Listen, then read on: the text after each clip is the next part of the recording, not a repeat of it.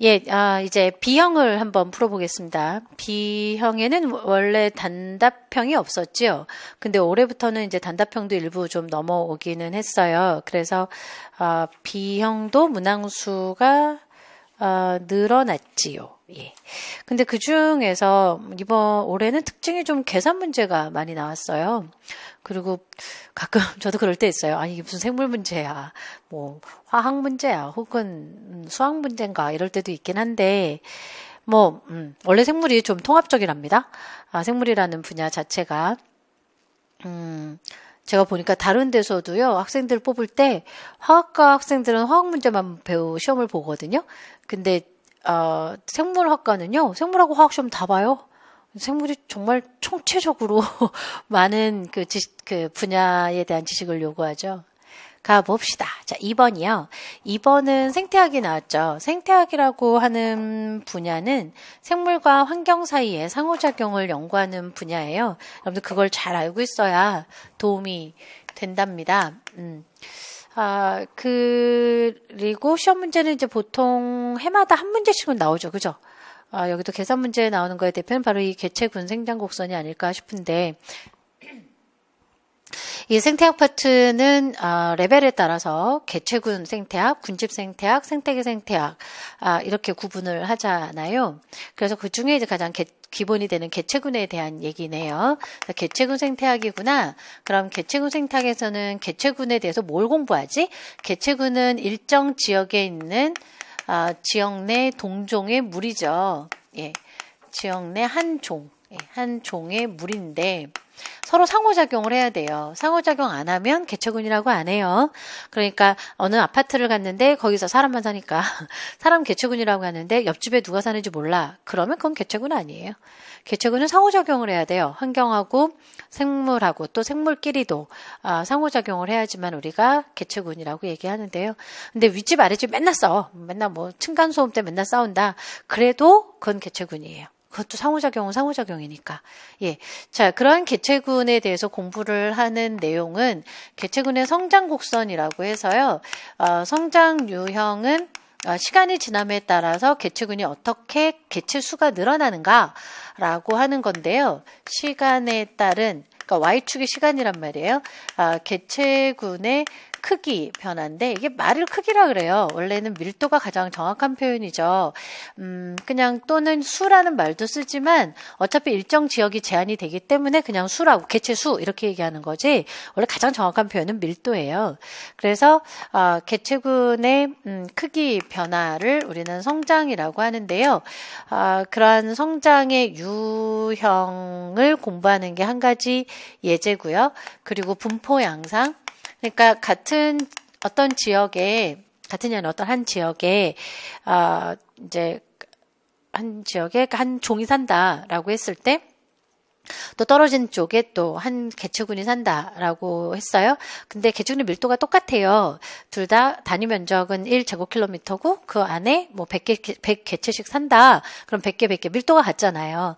그런데 분포라는 게 있다고요. 이 100개체가 다 모여서 살아. 이런 군생형이 있는가 하면 띄엄띄엄 각자 펭귄이 쭉 이렇게 줄 서 있는 것처럼 균등 분포를 갖는 경우도 있죠.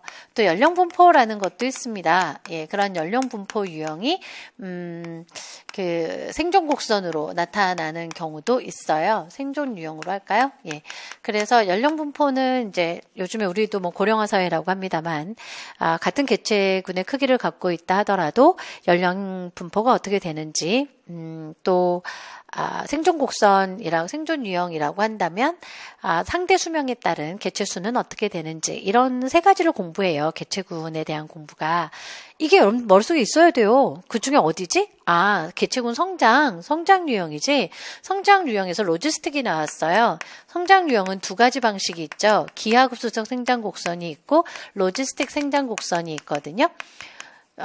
그래서 그 중에 로지스틱을 낸 거구나 라는 거고요. 그래프로 떠올려야 되겠죠. 이게 그래프니까 Y축이 개체군의 크기라고 해서 N이라고 비유를 합니다만 사실은 이게 개체수 퍼 제곱미터, 뭐 제곱킬로미터 사실 면적이 전제가 됩니다. 그러니까 이런 거는 단위도 잘 봐야 되죠. 그리고 X축은 시간축이고요. 시간도 뭐 세크 또는 뭐 hour, 시간, 뭐 day, 1년 이럴 수도 있죠. 그랬을 때 기하급수적 생장 곡선을 보이는 경우와 그죠? 그리고 로지스틱 생장 곡선이 있는데 로지스틱 생장 곡선은 올라가다가 포화되는 양상을 보이게 되고 이때 포화되는 개체군의 크기를 수용한도 K, carrying capacity, 수용한도 K, 그 환경이 수용하는 가장 큰 개체군의 크기 이렇게 얘기하지요.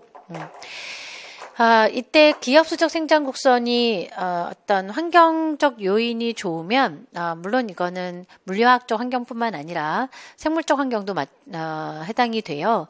그래서 경쟁도 없고 이럴 때는 이제 기하급수적 생장을 보이지만 실제 환경들은 환경 저항이라고도 하고 사실 우리는 환경 제한 요인이라고 합니다. 그래서 환경 제한 요인에 의해 포화 곡선 양상을 보이게 되는데요. 특히 로지스틱 생장 곡선의 환경 제한 요인은 주로 생물학적 제한 요인입니다. 물리학적 제한 요인이 아니라 생물적 제한 요인이라고 하는 것은 생물 사이의 상호작용을 얘기하는 겁니다. 생물하고 환경이 아니라 제가 여기 있잖아요. 상호작용이 중요하다고. 그래서 생물적 상호작용이라고 해서 생물들끼리 경쟁을 하느냐 생물이 좋아하는 서식처를 두고 서식처를 공유하느냐 또는 먹이는 어떠냐 그러니까 뭐가 다르냐면요. 예를 들자면 뭐 열매가 사과가 그 지역에 사과밖에 없어요. 그 사과가 영양은 영양이잖아요. 그런데 생물이 사과를 안 먹으면 그건 의미가 없는 거예요. 그런 걸 이제 우리가 먹이라고 하는 거에 생물적 요인이라고 하는 거야.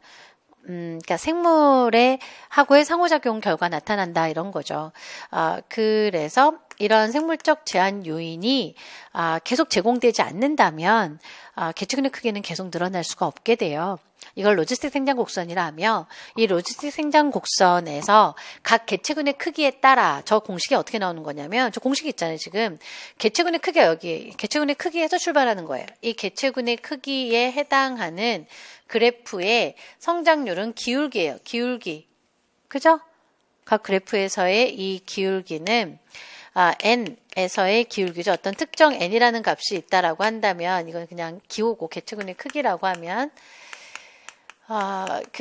n이라고 하는 값이 있다라고 했을 때 n일 때 개체군의 크기가 n일 때 성장률은 기울기라고요. 기울기가 성장률이고 그걸 dt분의 dn 이렇게 쓰죠.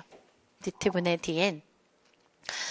이거를 성장률이라고 하는데요. 이러한 성장률의 그래프는 그 자연 증가율이라고 합니다. R이라고 하는 값이 그 자연 증가율은 출생률에서 사망률 또는 이익 비출을 다 빼준 값을 얘기하게 돼요. 그죠? 그래서 그 아래 n 개체군의 크기에도 영향을 받는다라는 거고요. 거기에 k도 영향을 받죠. 그래서 k분의 k-n 그래서 개체군의 크기가 그러니까 n이 지금 개체군의 크기 n이 이 n의 값이 k보다 월등히 적으면 k-n의 값은 그냥 k랑 같잖아요. 이게 k가 된다고 그럼 아래 위로 지워져서 1이 되니까 그럴 때 성장률은 rn 여기서 rn은 뭔데요? 바로 기하급수적 생장곡선 즉 아래쪽은 기하급수 생장곡선과 비슷하다 이거예요. 그래서 개체군의 크기가 2분의 1 k 그러니까 수용한도의 절반이 될 때까지는 기하급수적과 비슷하고요. 개체군의 크기가 수용한도 K에 거의 도달을 하게 되면 K-N이 0이 되기 때문에 dt분의 dn은 0이 돼요. 성장률이. 까지 돼요? 그래서 이 그래프에서 유명한 그래프가 여기로 넘어올게요. 뭐냐? 바로 여기가 개체군의 크기고요. 크기고 Y축이 dt분의 dn 이라고 해서 성장률로 그림을 그리게 되면 그래프가 올라갔다 이렇게 내려와요. 이런 이차원 그래프 같이 돼서 그래서 여기가 k 값이고요. 수용한도 k고 2분의 1 k일 때 dt분의 dn은 최대값이 돼요. 성장률이. 그죠? 이런 그래프가 된다고요. 그리고 n분의 1분의 dt분의 dn 그죠? 개체당 증가율이라고 합니다. 일명. 이 개체당 증가율이 뭐가 될까요? 바로 R 값이 됩니다. 자연 증가율이 되죠. 왜냐하면 이 공식에서 보세요. 이 공식에서 보면 여기다가 n분의 1을 하는 거야. 그럼 이게 지워지잖아. 그죠? n분의 1이 지워지게 되면 R 값이 dt분의 dn이 R 값이 돼요. R 값이 그러니까 그러니까 개체당 증가율이 R 값이라는 거죠. n분의 1로 나눈 값이. 그렇죠. 그래서 저 공식은 R max 값이고요. R max 값은 실제 그러니까 이 R 값은 그때그때의 개체당 성 증가율인데 R max는 말 그대로 내적 증가율에서 최대값을 얘기하거든요. 저 그래프는 최대값으로 제시를 하고 있는 거고요. 예, 그래서 자연 증가율은 개체당 증가율을 얘기하게 되고 그 R 값은 n분의 1에 저 공식을 가져오면 되죠. 저 공식 값은 R max죠. R max 값의 n에 R max 값이었어요. 예, 보통은 R로 주어지는데 그게 사실 R max 값으로 이제 공식으로 하나를 만들 땐 저렇게 얘기하게 되죠. 그래서 n에 k에 k-n이 되고 여기서 n이 주어지면서 R max의 k분의 k-n의 값이 돼요. 지금 첫 번째 얘기가 이거 아닌가? 아니 이런 게 떠올라가지고 해봤다고 그랬는데 보면은요 표값이 나와 있고요 R 값에 따라서 실제 개체당 증가율이 나와 있습니다.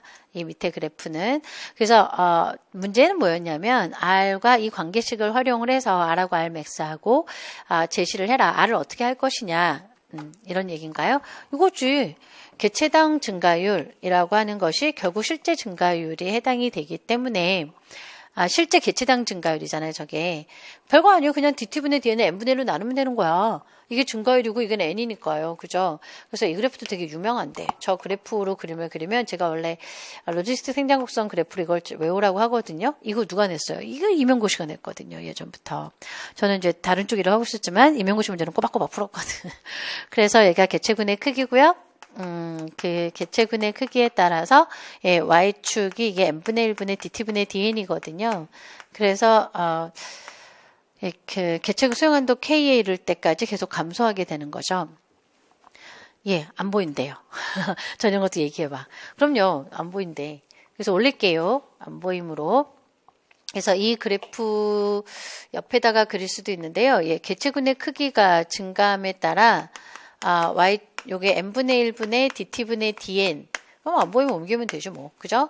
그래서 그래프가 이렇게, 기울기를 보이게 되고, 여기가 수용한도 k거든요. 2분의 1 k에 해당하는 개체군의 크기는 여기고. 그러니까, 이때 이 그래프가 굉장히 유명한 그래프였잖아요. 아까 제가 말씀드린 것처럼. 그래서, 예, 개체당 증가율을 공식으로 한번 나타내 봤고요. 이 문제는 뭘 구하라 그랬냐면 R max라던가 R max K 수용한도 K를 구하래요. 수용한도 K. 이 K 값을 구하는 게 답안이란 말이에요. 그래서 어떻게 구할 것이냐라고 하면 이건 연립방정식밖에 풀 게 없어요. 이 방식에 있어서는. 예, 그래서 오른쪽으로 가서 얼만큼을 지워야 되지? 예. 볼게요. 무슨 말이냐면 이게 공식이잖아요. 그래서 R은 R max 값에 K의 K-n이니까 대입을 하는 거야. 저희 첫 번째 뭐가 나와 있어요? 그 개체군의 밀도가 나와있죠. 저게 n 값이에요. n 값. n이 6이라고 지금 6. n의 값이 6이고 K의 K-6인데 R max 값이 있고 max 값이 주어졌고 R 값은 얼마로 주어졌냐면 0.338로 주어졌거든요. 그러니까 지금 공식이 있고 그 공식에 대해서 값들이 주어져 있을 때 지금 미지수가 두 개예요. R max하고 K하고 R max하고 K 값이 모르는 값이고 이건 어차피 변수잖아요. 그러니까 n하고 K는 지금 n하고 R은 주어지고 있고 그러면 이거는 이원이치 연립방정식 풀 수 있죠.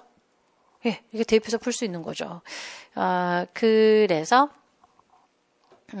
이 값이 하나고 그다음에 저 밑에 것도 하나 더 대입을 해봐야 되겠죠. 0.260 예, 260은 R max의 예, K의 K 마이너스 12가 되거든요. 12. 그러니까 12.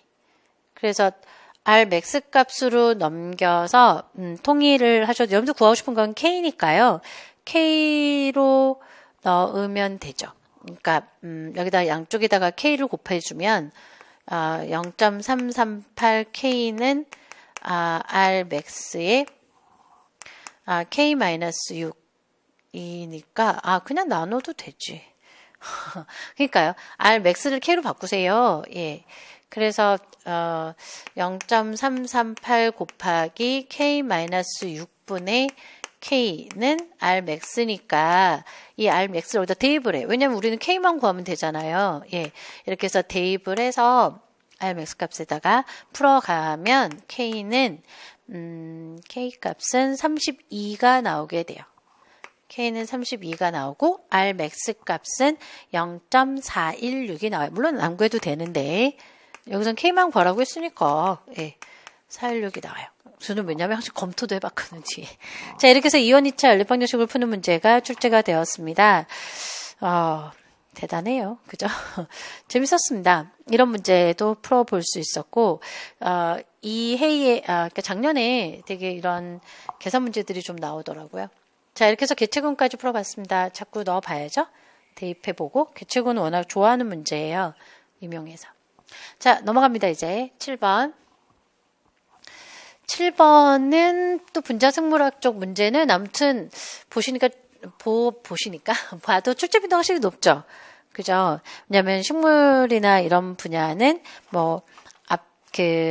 A에도 나오고 B에도 나오고 이렇게 자주 나오진 않잖아요. 근데 분자생물학에는 늘 나오니까 아무래도 이쪽은 좀 잘 공부를 해두셔야 되죠. 자, RNase 보호분석법이라고 하는데 사실 분자생물학적 기술이 어마어마하게 많아요. 제가 PCR 국내 1.5세대부터 시작해서 분자생물학 실험을 어마어마하게 해봤었는데요. 왜냐면 제가 박사를 7년 반을 했으니까. 그리고 분자생물학의 태동기부터 시작을 해서 제 박사학위 논문은 마이크로레이라서 첨단까지 다 해봤던 것 같아요. 그런데 그 기술이라고 하는 건 말이죠. 한두 끝도 없어요. 사실은 기술을 배우려고 하시면. 그래서 가장 일단 생화학에서 얘기하는 기본 기술을 좀 배우시고 생화학이나 분자생물학 교재 그런 기본 기술을 배우시고 뭐니 해도 새로운 기술은 계속 나올 수 있으니까 이해를 하시는 게 필요하다는 거죠. 그리고 생물은 그림으로 좀 그려줘야 돼요. 한번 쫓아가 볼까요? RNase 보호분석법. 그러니까 제 얘기는 그거라고. 이 방법을 딱 알아야만 문제를 풀까요? 그런 문제도 있죠. PCR은 이미 알고 있어야 돼요. 그거야 워낙 저변화된 기술이라. 하지만 RNase 보호분석법은 그렇게 많이 쓰는 건 아니거든요. 그러므로 실험이 주어졌을 때 잘 쫓아가 보려고요. 그리고 기술은 항상 목적이 있는데요. 이 목적은 사람 유전체 X의 DNA 유전체 X를 보호하려고, 분석하려고 하는 거래요. 사람의 유전체 분석이래요. 유전체 분석. 유전체라고 하는 건, 그 생물이 가지고 있는 유전물질의 총합적 개념이에요. 근데 유전체 DNA니까 유전체 DNA가 뭐가 다르지? 이런 생각을 한번 해보시면 될 것 같고 RNase 보호분석법, RNA가 자르는 걸 막아라 이런 얘기예요. RNA가 왜 나오지? 이런 생각을 해보시면 되는데 사실은 이게 지노믹 DNA가 나오잖아요. 저게 좀 줄였으면 유전체 분석이 아니라 유전체 DNA 분석이잖아. 그러니까 지노믹 DNA 분석이잖아. 지노믹 DNA는 항상 분자생물학에서 쓸 때는 하고 딱 떠오르는 단어가 있어요. 인트론이요. 10중 8구예요. 이건 인트론에 대한 얘기가 나왔을 가능성이 크거든요. 한번 봐봅시다. 자, 실험 과정을 다 보시려고요. 이거 한두 끝도 없을 것 같은데요. 그래서 저 같으면 거꾸로 가요. 이런 거는 쭉 내려가서 뭐 하려고요? 혼성화 실험이라는 말이 나와요. 이게 혼성화 실험을 원한 거구나. 그리고 젤에 나타난 RNA 밴드 수가 나오고요. RNA 밴드. 그리고 밑에 볼게요. 생체 내에서 X의 전사 주형에 해당이 되는 가닥이 뭔지 찾으래요. 그러니까 위에도 자꾸 이렇게 아래로 넘어가 보셔야 되잖아. 이게 지금 DNA가 항상 DNA 두 가닥으로 주어지면 가닥 A, 가닥 B 둘 중에 하나가 주형이면 하나가 비주형이거든요. 그런 거 맨날 내더라. 맞아요. 여기도 그런 아이디어예요. 그래서 둘 중에 뭐가 주형인지 보고 그다음에 그 근거를 제시해라. 왜 그렇게 판단을 했느냐? 그러니까요. RNA 선보 서열이 주형이에요.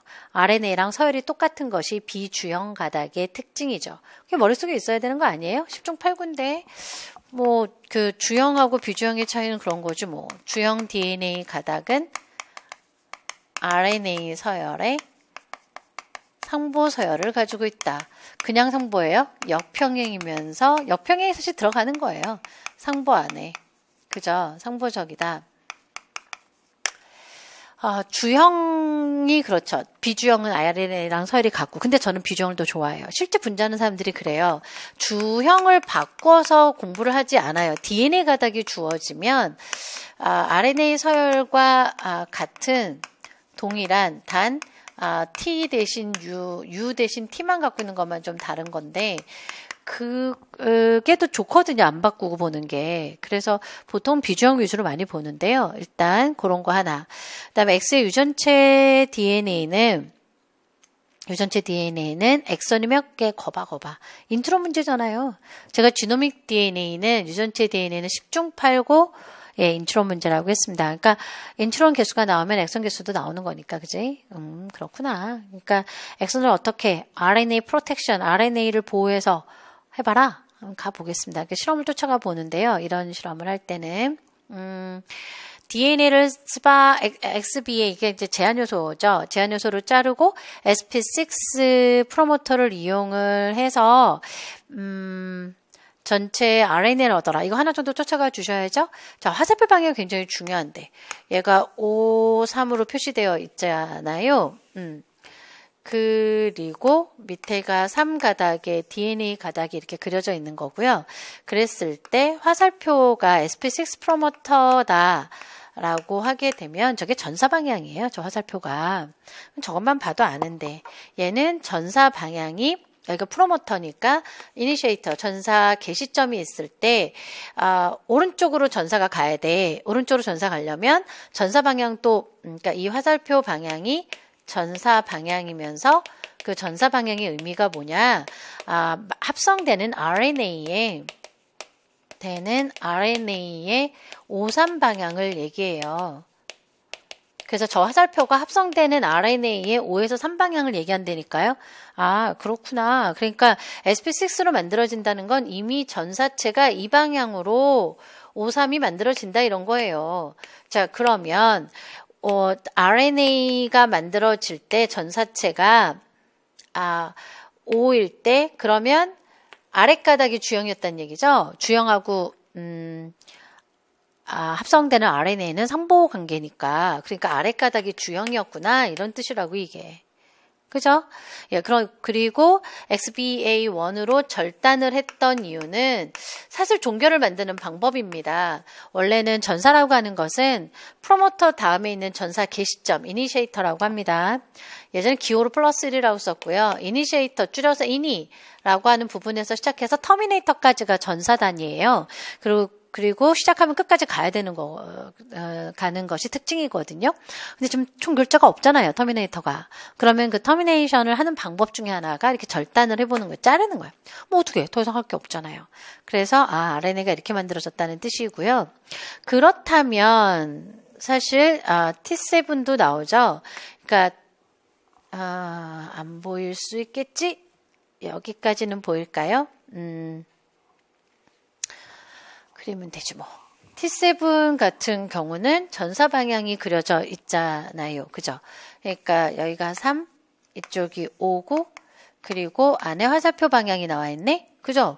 예, 그리고 여기는 이퀄 1으로 이제 제가 사슬 종결을 했던 거예요. 이퀄 1. 그러니까 여기까지 전사하라라는 거고, 자, 전사 방향의 화살표가 T7 프로모터죠. 화살표가 뭐라고요? 합성하는 RNA 가닥을 얘기한다라고 했어요. 합성하는 RNA 가닥이 5, 3이라고. 그러면 여기가 이니시에이터고 5로부터 출발을 해서 3으로 전사가 되어라. 얘가 주형이었다. 이런 얘기거든요. 그러니까 이거는 위에 가닥이 주형이 되는 경우죠. 됐죠? 예, 그래서 이렇게 주형 가닥 하나 했고요. 이게 서열이라면 비주형이 더 좋은데 서열이라면 이게 그냥 화살표로만 나왔잖아. 그래서 일단 제가 주형을 먼저 표시를 해보았습니다. 어차피 문제는 주형이 누굽니까? 라고 물어봤죠. 맞죠? 주형이 뭐냐고? 그러니까 저 두 개의 전사체를 만든 다음에 라번이 중요하구만. 라번이 그죠? mRNA를 가져오세요. 그것도 성숙 mRNA가 포인트예요. 여기서 성숙 mRNA라고 하는 것은 보통 아무 말 안 해도 우리가 성숙 mRNA 기준으로 하잖아요. 그 가공을 했다는 뜻이거든요. 예, 가공된, 즉 인트론이 제거된 RNA란 뜻이에요. 여기서 성숙이라는 뜻이. 그러니까 생문에서 이런 말 하나하나 중요한 말을 놓치지 않는 것이 매우 중요해요. 예, 그래서 성숙 mRNA가 있고 그 mRNA랑 어떻게 하라고요? 기억하고 니은을 넣어서 혼성화를 시키래요. 그리고 RNase로 자르래요. 여기서 RNase 프로텍션이란 말이 들어갔던 이유는 RNase는 단일 가닥의 RNA를 절단을 해요. 다시 말해서 그냥 무작위적으로 다 잘라버린다. 이때 가수분해 그냥 다 잘라서 없애버린다 생각해야 돼. 조각이 남는다 생각하시면 안 돼. 이런 게 실험에서 여러분들이 좀 필요한 기술인데요. 요만큼씩 잘렸다. 이런 건 없다고 하는 거예요. 예. 그래서 그 단일 가닥 RNA는 잘라서 없애버렸다. 없앴다라고 생각하셔야 돼요. 조각으로 남아있지 않고. 그러면 여기서 아까 혼성화된다라고 얘기를 했잖아요. 그러니까 여기서 문제 아이디어가 이거예요. 성숙 mRNA가 있어요. 제가 성숙 mRNA를 표현하기 위해서 뭘 해볼까요? 5'P, P의 캡. 인산 3개가 있고 거기에 모자 구조가 있어요. 캡이 있죠. 그게 특징이죠. 네. 그리고 RNA가 있고요. 산말단에 AAA 저희가 이렇게 그려요. 그냥 장난으로. 그래서 저희가 어떻게 하면 빨리 그려볼까 해서 만든 거죠. 저 대학 다닐 때 이런 것도 하고 그랬다고. 그래서 폴레이를 갖고 있죠. 그리고 인트론이 없죠. 그러면 여기에 RNA가 와서 붙는 거죠. RNA가 와서 붙을 때 어떤 RNA가 붙을까요? 상부 RNA가 붙겠죠. 이거는 여러분들 머릿속에 그려봐야 돼요. 상부 RNA가 와서 붙는다. 그러면 그 상부 RNA는 지노믹 DNA에서 만든 거야. 지노믹 DNA에서 만들면 오말단까지는 서로 겹쳐야죠. 지노믹 DNA도 오말단이 있었으니까. 그리고 인트론이 있을 거야. 인트론. 맞지 않아? 이렇게 하나요? 이렇게? 그죠? 인트론 한 2개만 그려볼까요? 예. 그리고 폴리에는 없었다? 지노믹 DNA는 폴리에는 없죠. 그게 특징이죠. 이거는 나중에 가공으로 붙은 거잖아요. 그렇구나. 그러니까 상부 RNA, 우리는 이걸 안티센스 RNA라고도 합니다만 RNA의 상부세열을 가지고 있는 RNA는 그런데로 지노믹 DNA에서 만들었다. 지노믹 DNA에서 합성이 된 경우죠. 근데 이게 뭐라고요? 안티센스라니까 안티센스는 mRNA의 상부서열이어야 돼요. 상부서열. 요거 잘 기억해 보세요. 예. 근데 mRNA랑 서열이 똑같으면 안 붙어요. 자, 이렇게 하고 나서 잘라봐. 이걸 잘라보자고요. 그러면 RNase로 절단을 하면 이런 데가 다 잘린 거예요. 이런 데가 잘리면 원래 얘는 하나의 서열이었죠. 그러니까 여기가 3이죠. 여기가 이쪽이 5고 그래서 3에서 5까지 쫙 이렇게 있었다고 하나로. 근데 요 인트론 부위를 제가 이렇게 표시를 한다면 요 부분이 있었어요. 얘가 요 부분이 이렇게. 이 부분이 다 있었는데 지금 얘가 여기를 잘랐죠. 얘가 여기를 잘라서 없애버렸어. 그래서 여기가 절단이 되고 이 부분은 소실이 된 거예요. 없어진 거예요. 맞죠? 그리고 여기서 여기 남아있고 여기 잘린 거야 이게. 여기는 원래 하나였는데 얘가 잘려가지고 없어진 거야. 그지? 그러면 몇 조각이 남아요? 바로 엑선 조각만큼만 남는구나. 엑선 조각만큼만. 그죠? 바로 스플라이싱이 안 되고 남은 것이 엑선이에요. 그래서 엑선이 3개구나. 이렇게 하는 거구나. 좀 돼요? 자, 그렇다면 아까 말씀드렸지만 mRNA랑 똑같은 셀이 있으면 혼성화가 안 돼, 그거는. 그래서 그건 다 잘려. 다 잘리는 거죠. 예. 그래서 지금 기억시료하고 니은시료를 봤을 때 기억시료의 결과가 이렇게 나왔던 거야. 그래서 얘는 다시 그래서 기억시료는 5개의 밴드가 남았다라는 거고 나왔고 니은시료는 다 없어진 거죠. 그리고 여기서는 이제 전제 조건이 좀 있죠. 뭐냐면 같은 크기는 없어야 돼. 같은 크기. 왜냐면 이게 같은 크기로 나올 수도 있죠, 우연히. 근데 그런 거는 없다. 아니면 최소라는 말을 써야 돼요. 최소. 그죠? 봐요. 최소 몇 개 액선 그러잖아. 같은 크기가 나올 수도 있으니까. 그래서 최소 액선의 크기를 물어봤나요? 그러네. 지금 여기서 밴드 3개 나왔잖아. 자, 이렇게 예시를 하나 드시는 게 좋다고. 그러므로 5개 액선이에요. 자, 실험은 이렇게 써요. 성숙 mRNA와 상보 결합으로 혼성화된 근거가 혼성화된 안티센스 RNA는 혼성화 안 된 인트론이 제거가 돼서 혼성화 안 된 인트론 부위가 RNase 안 된 인트론 부위가 RNase에 의해 절단이 되는 거죠.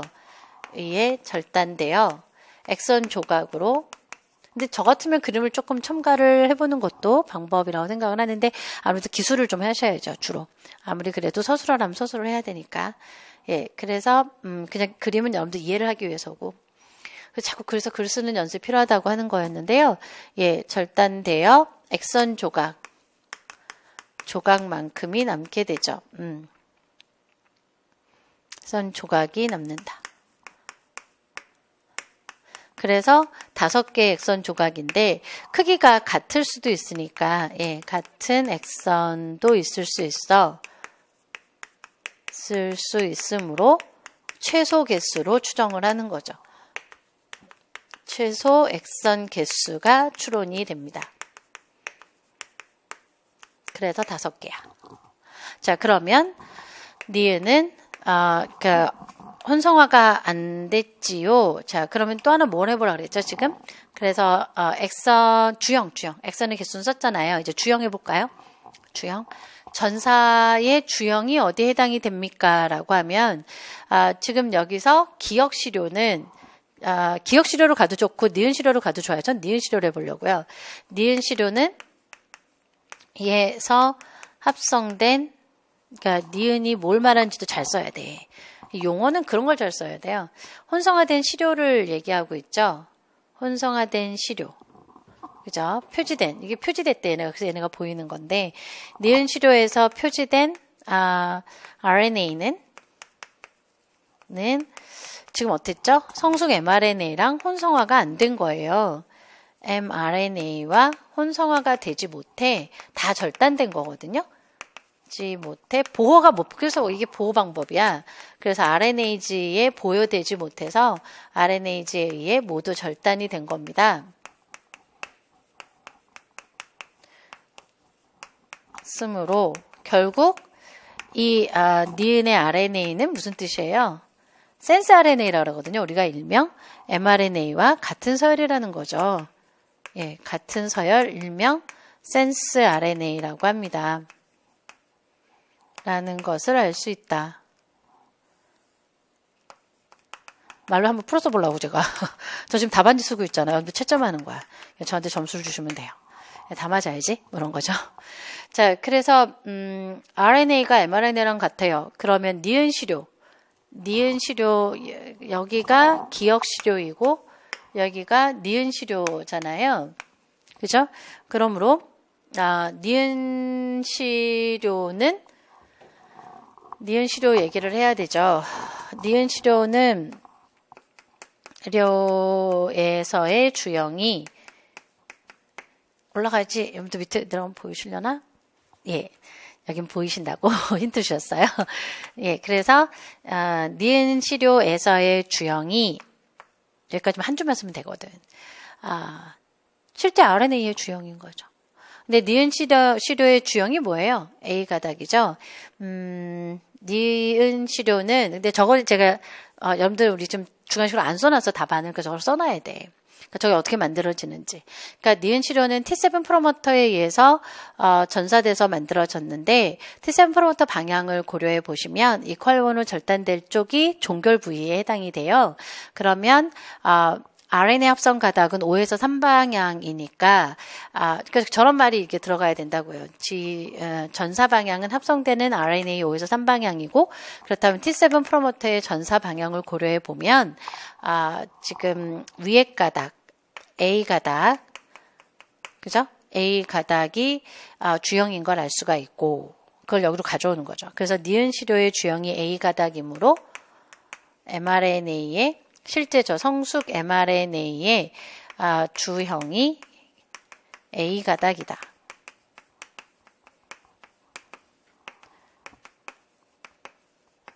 이게 답이 되죠. 물론 여기에 추가적으로 좀 써야 돼요. 여기서 주형을 결정하는 걸. 그래도 점수가 4점인데.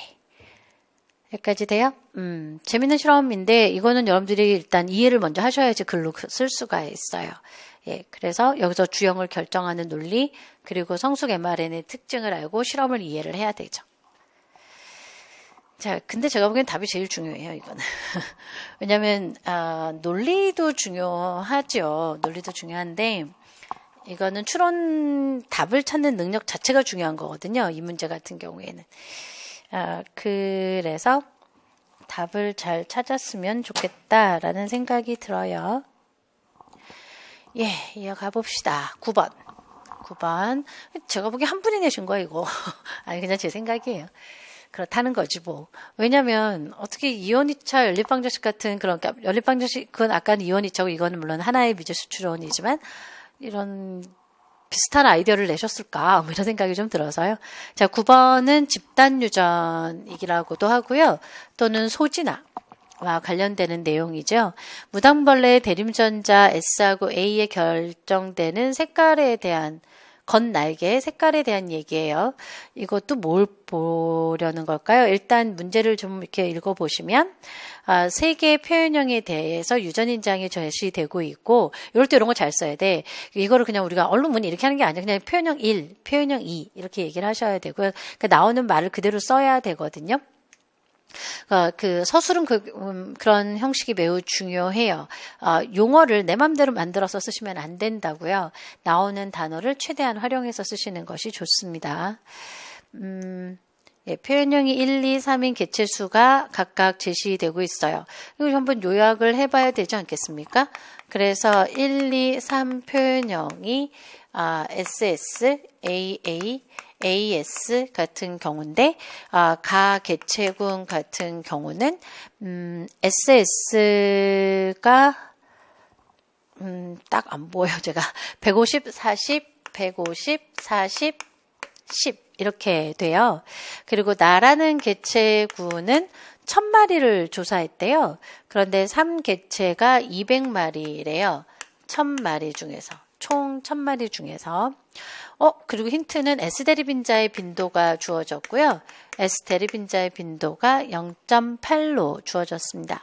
자, 이러면 주어진 내용들은 모두 정리를 한 거죠.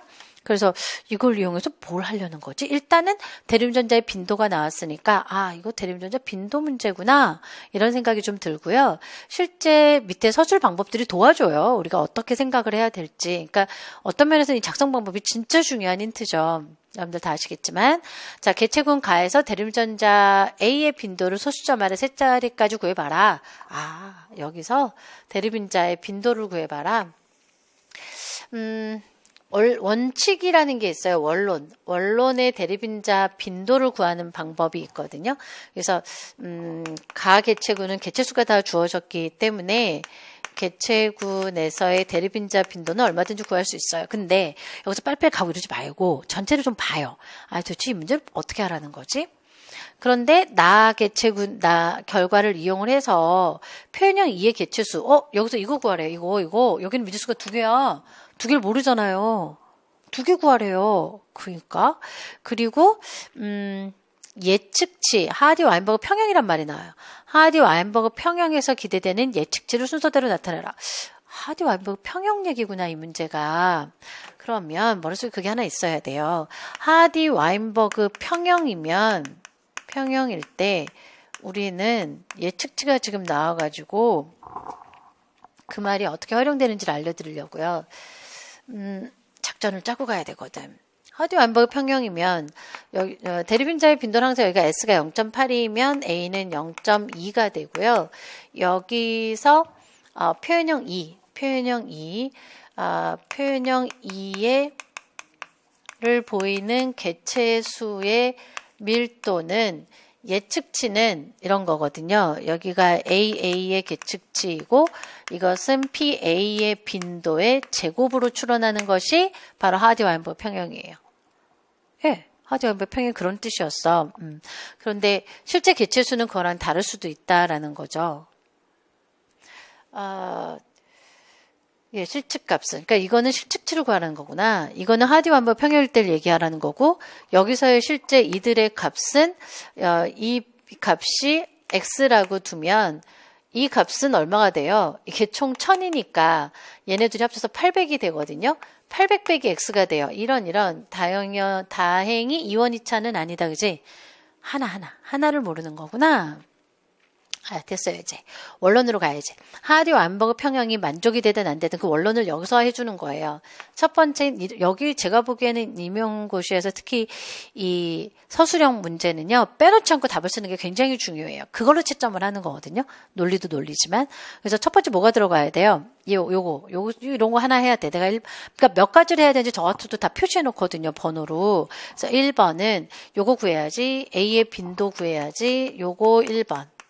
요거 1번으로 구해야 되고, 그 다음에 개체수, 요거 2번. PAA의 개체수를 구하래. 그죠? 실체값. 그리고 하디 와인버그 평형에서 예측값. 예측값, 요거 3번. 요거는 되게 쉬운데, 0.2의 제곱이거든요. 그래서 0.04 빈도 나오죠? 4%. 요거 벌써 구해놨다. 그죠? 자, 그리고 또 있어요. 하디 와인버그 평형 유지를 여부를 확인해 내릴 수 있는 결론을 진화적 관점에서 제시를 해봐라. 그러니까요. 즉 여기서는 하디 와인버그 평형 유지 여부를 결론을 내리래. 그 얘기는 뭐냐면 나라는 개체군이 하디 와인버그 평형입니까? 가 네 번째 얘기야. 그러니까 나 개체군이 결론을 진화적 관점. 이건 나 개체를 물어보는 거죠. 나 개체군이 하디 와인버그 평형입니까? 라고 물어보는 거고, 평형이 만족되는지, 얘가 만족된다라는 건 무슨 뜻인데요? 저 AA의 개체수의 빈도와 PA의 개체수의 빈도가 같으면 하디 와인버그 평형이 만족이 되니까 실제값, 그러니까 실측치. 이건 실측치고, 이건 예측치고, 이 두 값이 같으면 이건 제가 이렇게 해볼 건데, 이거는 만족이 되는 거고, 하디 와인버그 평형이 만족이라는 건 뭐죠? 진화가 일어나지 않았다는 뜻이죠. 발생하지 않았다. 요거 진화 가져가라 이거예요. 그래서 소진화 발생 여부는 하디 와인버그 평형으로 할 거야. 됐어요? 목적 다 잡혔어요. 그러니까 빼놓으면 안 돼. 여기는. 그게 제일 중요한 것 같아요. 점수 매길 때 저도 논술 문제를 많이 내봤지만, 논술 문제에서 채점하는 게 정말 쉽지는 않아요. 말로 쓰는 문제들이. 근데 사실은 그거를 좀, 채점하기 쉽게 가는 것 중에 하나가 바로 숫자를 활용하는 거고요. 그래서 유전 문제가 빠지지 않고, 이런 논술형의 문제로 출제가 되는 거거든요. 그 다음에 또 한 가지의 방법이 이렇게 나눠주는 거예요. 뭐뭐뭐뭐를 써야 되는지. 그러니까 여기서 여러분들 깜빡하고 하나도 안 쓰잖아. 하나라도 안 쓰면 점수 그냥 깎이는 거예요. 지금 이게 지금 몇 개예요? 4개잖아. 이거 하나당 1점이에요. 하나당 1점. 이런 식으로 점수를 매긴다고 생각하시면 돼요. 간단하게는. 그래서 이런 거 놓치면 큰일 나요. 그래서 내가 답으로 써야 될지 몇 개지 답으로 써야 되는 것이 그걸 잘 챙겨가지고 문제를 풀었으면 좋겠습니다. 그러니까 앞에 문제 같은 경우는 주형이 뭐예요? 그리고 액선의 개수는 뭐예요? 근거를. 그러니까 여기서 채점 어떻게 하는지 아세요? A, B 중에 A를 썼는지가 1점. 근거가 2점. 근거를 또 잘 써야 돼. 그 다음에 액선이 몇 개예요? 액선이 지금 5개잖아요. 그게 3점, 또 1점. 그리고 그거에 대한 근거 제시가 또 1점. 이렇게 채점이 되는 거예요. 오히려 채점할 게 딱 보이지 않습니까? 그러니까 여러분들도 자신의 점수가 예측이 되죠. 물론 여기서 좀 더 점수를 조금 더 많이 줄 수도 있겠지만 보통 그렇지 않고 이렇게 채점하는 경우가 많아요. 뭐 1.5, 1.5도 좀 그렇잖아. 그지? 그래서 명확하게 점수 차이가 나더라고요. 가보겠습니다. 그럼 자 일단 요거 1번부터 해봅시다. 1번은 가장 원론이죠. A의 개체군의 빈도는 하디 완법 편과 상관없이 구하는 거예요. 가장 원론이 이건데 전체 개체수가 이제 유전자 풀이라고 하잖아요. 2배체 생물이면 각각 2개의 대립인자를 갖고 있다고 봅니다. 이게 2가 그냥 공식이 아니에요. 2배체 생물이니까 2인 거야. 주인풀로 보는 주인풀. 이게 4배체 개체면 이게 4가 돼야 돼요. 그리고 AA의 개체수가 있죠. AA의 개체수는 이 주인풀의 유전자 풀에 대립유전자 각각 라지를 2개씩 갖고 있잖아요. 그러니까 2개의 대립인자를 기여를 해준 거죠. 예. 그리고 라지의 스몰 A 개체수는 A를 하나 갖고 있으니까 얘는 하나만큼 대립인자의 풀에 기여를 했다. 유전자 풀이라는 게 그런 거죠. 그러니까 AA 개체수는 A를 2개씩, 라지 A 개체수는 하나씩 기여를 한 거고, 스몰 A 개체수는 이 주인 풀에서 라지 A 개체수에 기여를 못했죠. 이게 대립전자의 빈도를 구하는 가장 원칙론이에요. 원론.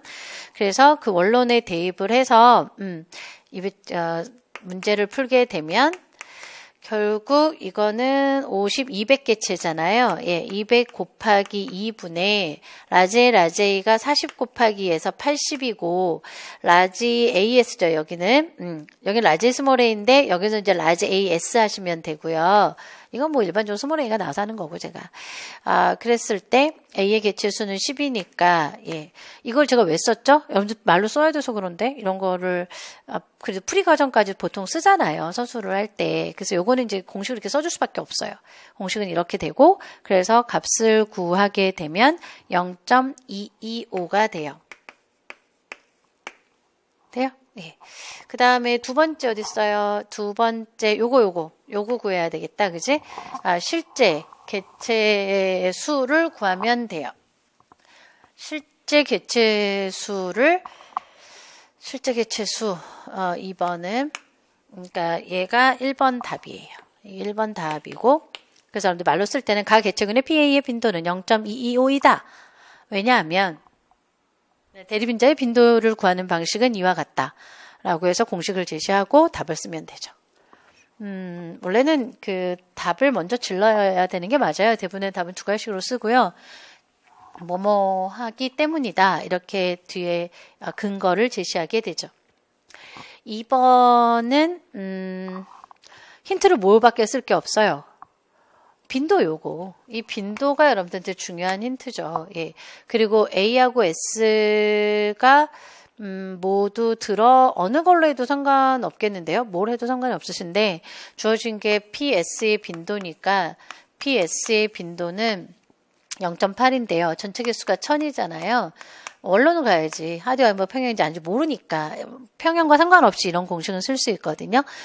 그리고 SS가 SS 빈도면 800 빼기 X 개수를 X라 하면 그러니까 AA의 개체수를 X라 하면 그러면 대립전자의 빈도의 힌트가 이렇게 되죠. 더하기 AS는 200개체를 갖고 있으니까 200 곱하기 2죠. 여기가 아니다. 얘가 2죠. 얘가 곱하기 2이고 더하기 AS의 빈도는 200은 1이니까 이렇게 되죠. 이게 얼마라고요? 0.8이라고요. 0.8. 요 공식을 대입을 해서 x를 구하는 겁니다. 그럼 여기는 200이고 2000이고 160이고 넘어가고 푸는 거지. 그건 여러분들 푸시고 예. 혹은 뭐 A의 빈도로 해도 되고요. S의 빈도로 해도 되고요. 자, 그래서 이 값이 얼마였지요? 제가 이 값이 100이 나와요. 100 구해놨지. 제가 시간상 관계상 원래 요리도 이렇게 해놓은 거 갖고 오는 거야. 그죠? 그래서 x의 값은 100이 됩니다. 자, 그랬을 때 3번은 그 예측치죠. 예측치는 하디 와인버그 평형을 가정을 하는 거예요. 평형을 가정해서 예측을 해보면 가정할 때 값으로 PAA의 빈도는 0.2의 제곱인 0.04잖아요. 0.04이고 여기서 1000 개체 수가 있으니까 AA의 개체 수는 비율이 0.04니까 40이 돼요. 자, 이렇게 해서 이 값이 나왔고 그럼 이 두 개를 합쳐서 4번의 결론이 가게 되거든요. 그러니까 나 개체군에서 AA의 개체 수는 실개체 수는 실제 값이 100개체 수이고 100개체로서 뭐랑 예측치인 40과 일치하지 않아요. 얘가 일치하지 않는다라고 하는 것은 하디-와인버그 평형이 않는다. 이는 하디-와인버그 평형이 아니라는 거죠. 평형이 아니라는 거고 만족되지 않으므로 대림전자의 빈도 변화가 일어났다고 볼 수 있어요. 즉 소진화가 발생했다고 추론할 수 있어요.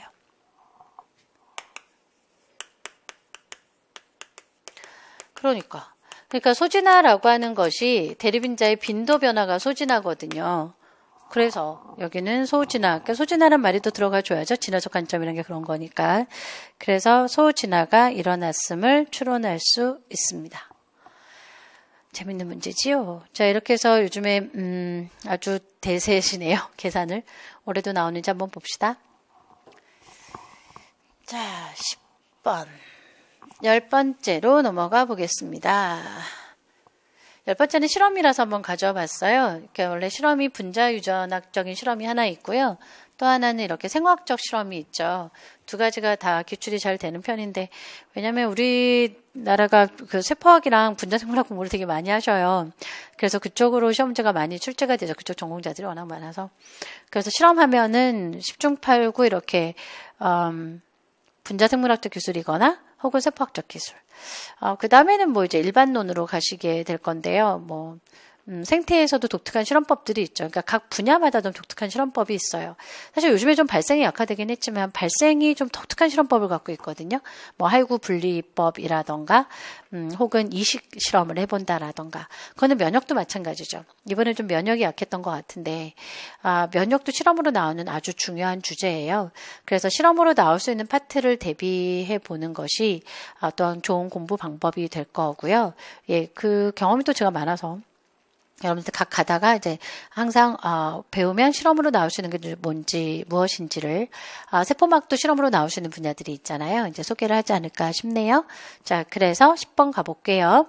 크기가 다른 두 단백질 XY를 분리하는 두 가지 실험인데 여기서 사실 좀 크기란 말을 별로 안 좋아하는데 분자량이죠, 분자량. 아무튼 크기가 다 분자량의 개념이에요. 분자량이 다른 두 단백질이래요.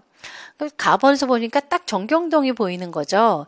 그리고 밑에를 얼른 빨리 읽어보니까 SDS 페이지가 나와 있어요.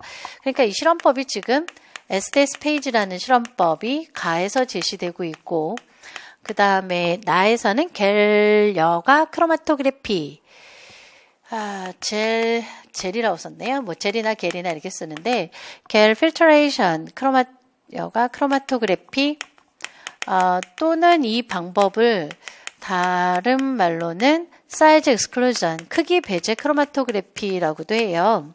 그러니까 분자량과 관련이 있다라고 해서 이렇게 이름이 붙여져 있기도 한데 사이즈 엑스클루전 크로마토그래피보다 젤 여과를 좋아하죠. 왜냐하면 SDS 페이지, 그러니까 폴리아크릴아마이드 겔, 일렉트로포레시스 여기도 젤, 둘 다 젤을 쓴단 말이에요. 그래가지고 이걸 꼬시는 거예요. 이 두 개를 한번 비교를 해봐라. 둘 다 분자량과 관련된 실험이에요. 이건 실험 원리를 알아야 돼요. 그래야 이 문제 푸니까 벌써 머릿속에 떠올려야 되거든요. SDS 페이지는 사실은 젤 전기홍동에 영향을 주는 요인을 좀 생각을 해보셔야 되는데 젤 전기홍동은 세 가지의 영향을 받거든요. 이게 중요한 건 이동 속도예요. 이거는 제한된 시간에 얼마만큼 멀리 이동하는가. 시간은 정해져 있고, 그러니까 이동 거리. 제한된 시간은 이동 거리로 이동 속도를 이동 속도를 추론하게 되거든요. 근데 이 이동 속도는 세 가지의 영향을 받게 되는데요. 그쵸, 세 가지. 일단은 이동 방향. 플러스로 갈 것이냐, 마이너스로 갈 것이냐라는 건 순전하가 결정을 하고요. 이동 방향은 넷차지, 순전하가 결정을 하죠. 좀 전에 우리가 DNA도 보셨습니다만, DNA 같은 경우에는 인산을 갖고 있기 때문에 마이너스 전하를 띠게 되고, 순전하가. 그래서 플러스 극으로 이동하게 되지요. 그런데, 단백질 같은 경우는 사실 넷차지가 단백질의 아미노산 조성에 따라서 좀 다 달라요. 그래서 넷차지를 잘 봐야 되죠. 결정이 되고. 그리고 이동 속도는, 이동 속도는, 분자량에 반비례하게 되죠. 예, 분자량이 작을수록, 멀리 이동을 하게 되고요. 크고요. 또, 입체 구조는 컴팩트할수록, 입체 구조가 좀 응축될수록 멀리 이동을 하게 되죠. 예, 빠르게 이동을 하게 되죠. 이동 거리가 빠르다, 크다. 이것도 크다. 이동 속도가 크다. 그래서 이 두 가지 요인이 대표고, 이제 제가 세 가지로 하겠습니다만, 때때로 이제, 당연히 전압. 그러니까 전위차, 그러니까 몇 볼트를 주는 전압이라던가, 이런 거에도 영향을 받게 돼요. 또, 계람량? 그러니까 계람량, 이건 이제 추가죠. 이 밖에도 추가적으로 보자면은 젤 함량이 낮아야 좀 빨리 이동을 할 수 있고, 낮을수록, 그리고 볼티지, 전압은 클수록. 근데 이런 것들을 물어보는 경우가 별로 없어서, 의미가 없어서. 이건 참고하시고, 계람량은 또 다른데 의미가 좀 있죠. 젤 함량에 따라서 그룹이 좀 달라요. 그러니까 젤 함량이 높으면 쉽게 해서 여러분들 체를 촘촘하게 만들었다 이거예요. 그러면 아주 작은 분자들끼리 이제 경쟁을 시켜야 되죠. 큰 건 다 걸리니까. 그리고 구멍을 크게 뚫으면 작은 건 다 잃어버렸으니까 좀 더 큰 분자량의 물질을 분석할 때 써야 되는 거죠. 그래서 적당히 여러분들이 체를 써야 되듯이 그러니까 깨를 이렇게 제가 예전에 그랬거든. 이제 어머니가 시키셔서, 그러니까 깨를 이제 씻어요. 깨도 볶기 전에 이렇게 씻어가지고 체에다 이렇게 받쳐야 되는데 그 체를 이제 집에서 좀 이렇게 구멍 쿵쿵 큰 거 이렇게 썼다가 쑥 다 빠져나와가지고 금 놀래서 아주 가는 체를 써야 되잖아요. 그거예요. 자, 그래서 젤 함량은 이제 분석할 수 있는 물질의 분자량의 범위를 알려주기도 합니다. 범위를. 자, 그래서 제일 정경운동은 이런 거에 영향을 받게 되는데, 단백질 같은 경우는, SDS 페이지는, 그러니까요. 이 SDS 페이지가 유명하죠. SDS는 두 가지 역할을 하거든요. 단백질의 변성을 일으켜서 입체 구조를 모두 없애버리세요. 그러면 입체 구조가 소실되어 1차 구조가 되는 거잖아요. 그러면 단백질의 1차 구조는 다 정해져 있으니까요. 그리고 SDS가 소듐 도데실 설페이트, 그래서 황산을 갖고 있어요. 그래서 황산염 때문에 음전하를 띠는 양친매성 분자거든요. 계면활성제죠. 그래서 계면활성제로 이제 단백질을 변성시켰던 거고, 단백질을 삥 둘러싸서 음전하로 단백질의 순전하를 넷차지를 음전하로 통일해요. 이거는 안 물어봐도 여러분들이 딱 떠올려야 돼요. 사실 이게 뒤에 지리로 나오거든요. 근데 이건 이미 여러분들 머릿속에 있어야 된다고요. 지식적으로. 그래서 머릿속에 일단 떠올려 놓으시고, 폴리아크릴아마이드 겔 일렉트로포레시스를 했는데 이거는 젤의 성분이에요. 아가로즈는 천연겔이고 폴리아크릴아마이드는 합성겔인데요. 합성겔이 더 촘촘하게 만들 수 있어요. 예를 들자면 4%에서 15%를 활용하게 되거든요. 천연겔은 1.5%, 0.5에서 1.5% 정도를 사용하게 돼요. 그러니까 퍼센테이지가 높다는 건 젤이 그만큼 촘촘하다는 거고, SDS 페이지가 단백질 정경운동에 활용이 됐던 이유는 평균적으로 단백질의 핵산보다 분자량이 작아요. 예, 그래서 작은 단백질도 분리하려고 페이지를 썼던 거죠. 핵산도 작은 프라이머나 이런 거 분석할 때는 페이지 쓸 수 있어요. 젤 일렉트로포레시스는 전기운동이고. 자, 그래서 입체 구조 통일됐죠? 순전화 마이너스로 통일됐죠? 이러면 결국 SS 페이지 결과는 이동 속도는 분자량에만 영향을 받게 되죠. 예. 그래서 분자량이 작을수록 분자량에만 영향을 받게 되고, 그러니까 이 특징, 단백질의 특징에서는, 이건 단백질 특징이 아니잖아요. 그죠? 만 의존하게 되고, 그래서 지금 분자량이 작을수록 멀리 이동할 거다. 즉, 저 자료에서 보면 Y가 분자량이 작다. 이런 얘기죠. X보다 작다. 그러니까 이게 첫 번째 결론이 그죠? 자, 그런데 계열력학 크로마토그래피는 또 분자량 갖고 하는 거거든요. 근데 뭐가 다를까요? 그러니까 사이즈 엑스클루전 크로마토그래피라고 하는 계열력학 크로마토그래피는 컬럼을 이용을 하는데, 컬럼은 레진이라고 하는 비드를 집어넣어요. 이 비드 유리구슬하고 용매, 여기 지금 용매를 흘리거든요. 용매하고의 용해도 차이로 물질이 분리되는 방법이고요. 물질이 이렇게 얼마나 컬럼을 빨리 빠져나오는가에 대한 얘기예요. 그래서 컬럼의 리텐션 타임, 잔류 시간이거든요. 잔류 시간과 관련이 되는데, 이 컬럼 잔류 시간은 이 레진, 비드라고도 하고 레진이라고도 하는데요. 또는 수지 와의 상관관계, 친화도가 클수록 느려지죠. 시간이 길어진다라는 거고, 이렇게 길어지면 컬럼 잔류 시간이 길다 또는 늦게 분해화된다. 나중에 여기 분해 번호가 있거든요. 이거는 프랙션이라 해서 나누어 담아요. 이걸 분해 번호라고 하는데, 그래서 나중에 분해화된다. 분해 번호가 크다. 이렇게 얘기하게 되죠. 리텐션 타임이라는 게. 그러면 여기서 비드가 겔이에요. 비드가 지금 젤이라고 하면 젤은 구멍을 뚫은 거잖아요. 그래서 이 젤에 물질이 쏙 빠지는 거예요. 물질이 이렇게 쏙 빠지면 여기를 다 헤매고 나와야 되는데, 오히려 분자량이 큰 경우, 저 젤에 빠지지 않을 정도로 분자량이 큰 녀석은 요 사이로 공극으로 빠져나와서 빨리 빠져나오는 거예요. 그래서 계열력학 크로마토그래피의 핵심은 분자량이 저 겔의 구멍 크기보다 클수록 잔류 시간이 짧아요. 빨리 빠져나오죠. 그럼 잔류 시간이 짧다라는 건 저 자료에서 보면, 아이고 또 사라졌네. 자료에서 보면 분해 번호가 작아야 되죠. 예. 그래서 그 자료를 보면 분자량이 큰 것이 X죠. X가 Y보다 먼저 분해화돼요. 이 얘기죠. 벌써 자료 분석까지 다 했죠, 우리가. 그러니까 차이가 같은 건데, 같은 겔을 썼는데 왜 이런 차이가 나나요? 라고 하면, 겔 전기운동은 특징이 그거예요. 이렇게 우물을 파가지고 시료를 이 젤 안으로만 이동을 시켜요. 그러니까 시료가 젤 바깥으로 나갈 수가 없다고. 그런데 젤 여가 크로마토그래피는요, 젤로 안 빠지고 젤 사이로 이동할 수 있는 요 공극이 있어요. 그래서 그래요. 그런 차이예요.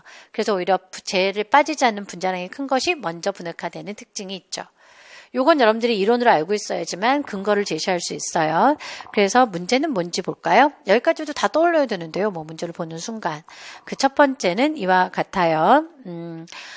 단량체 이것도 의미 있지. 그렇죠. 왜냐하면 SS 페이지는 단백질의 입체 구조를 깼는데 그 중에 하나가 이게 4차 구조면은요. 예제를 들어 4차 구조는 여러 개의 서브유닛으로 구성이 되어 있기 때문에 여러 개의 밴드가 나올 수도 있거든요. 사실 그죠? 그래서 얘는 한 밴드로 봐라 이거죠. 왜냐하면 4차 구조가 없대요. 여기는 그죠? 그래서 밴드 하나당 단백질 하나로 보시면 되죠. X하고 Y가 서로 다른 단백질이다라고 보시면 되고요. 문제는 이와 같습니다. 가에서 STS를 사용한 이유 두 가지. 4점을 다 그렇게 주시더라고. 1점, 1점 이런 얘기죠? 그렇죠. 단백질의 입체 구조를 없애고, 그래서 입체 구조의 영향력을 빼는 겁니다. 전기운동 속도에. 그리고 순전화를 마이너스로 통일시켜서 모두 한 방향으로 이동을 시키는 거죠. 모두 플러스 극으로 이동을 하게 하니까 이동하게 한다. 그래서 이제 분자량에 따라서만 이동 속도가 차이 나도록 하는 것이 SS를 사용한 이유입니다. 결론 거기까지 가야 합니다. 뭐냐면 입체 구조를 없앴다. 그리고 순전화를 마이너스 통용시켰다만 쓰는 게 아니라 그래서 결국은 제일 정경동이 그러니까 이렇게 SDS 페이지는 이동 속도가 분자량에만 의존하도록 만드는데 그 의미가 있다. 이렇게 마무리 문장이 들어가 줘야 되고요. 두 번째는 나의 분액 여기 2번에 무엇이 있는지 쓰래요. 2번에 무엇이 있어요? 먼저 빠져나왔잖아요. 상대적으로. 2번이 분액번호가 짧아요. 분액번호가 짧다. 잔류시간이. 그죠? 잔류시간이 짧다. X가 먼저 분액화되었다. X예요. X. 요게 세 번째 답안이 되어야 되고요. 그리고 가의 결과 겔-여가 크로마토그래피법의 원리를 포함해서 설명을 해봐라. 그 근거를 가의 결과와 젤-여가 크로마토그래피니까 근거 제시하라고. 근거 제시. 아까 말씀을 드렸지만 겔 전기용동은 겔 안으로만 시료가 이동을 해서 분자량이 작은 것이 멀리 이동을 하는데 겔-여가 크로마토그래피는 젤로 채워지지 않은 그 공극이 있어서 컬럼 내에 그 분자량이 겔 크기보다 분자량이 큰 물질은 그 공극 사이로 젤에 빠지지 않고 빠져나와서 분자량이 큰 경우가 잔류 시간이 짧다. 그래서 X가 2번이다. 라는 것을 알 수 있다. 다시 첫 번째는 SS 페이지에서 Y가 더 작다라는 얘기를 먼저 써주셔야 돼요. X가 더 크다. 그리고 두 번째에서는 분자량이 큰 것이 먼저 분액화되므로 가에서 확인한 분자량이 더 큰 X가 2번으로 분액화될 거다. 되죠? 이렇게 근거 제시까지 하시면 좋겠네요. 이렇게 여러분들의 그 문제를 보면 사실 그 답안 채점하기엔 정말 기가 막히게 좋게 만들어 놓으셨던데요. 논리도 매우 중요하긴 하지만 답이 틀리면 방법이 없어요. 중간 채점을 많이 해줄 것 같지만 또 우리가 그렇지 않잖아. 그래서 일단 답을 맞출 수 있도록 문제를 해석하는 것이 먼저 필요하고 그 다음에 이제 이제 자료를 추려서 서술을 해서 마무리를 딱 짓도록 평상시에 연습을 하시는 것이 좋은 방법일 것 같고요. 생물 분야 전체를 다 고르게 공부를 해야 되기 때문에 장기적으로 공부를 하셔야 되고, 그러니까 항상 생물에 대해 생각을 하셔야 돼요. 생물은 정말 돌아서면 까먹거든요. 그래서 모든 보이는 사물 이런 것들에도 늘 대입을 해서 생물의 좋은 점은 가까이에 있다는 거잖아요. 마무리 멘트 하기 이렇게 힘들죠? 제가 기침을 좀 해서.